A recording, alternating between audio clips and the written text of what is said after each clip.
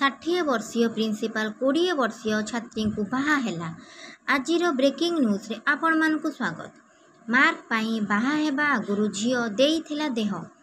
+3 छात्री को गर्भवती करि देइछि कॉलेज प्रिंसिपाल। बंधुगण, वर्तमान ए खबर को नहीं खूब चर्चा हेबार लागिछि। छात्री परीक्षा रे पास करिबो बोली प्रिंसिपाल को पाखकु पाठ पढ़िया पई जाइथिला। हेले परीक्षा रे पास करिया पई प्रिंसिपाल को पाखरे निज इज्जत को बिक्री करिदेला। ए छात्री जनक पाठ पढ़ारे युवती जनक दुर्बल थिबा बेले प्रिंसिपाल जनक तांकर फायदा नेबा पई बसिथिला।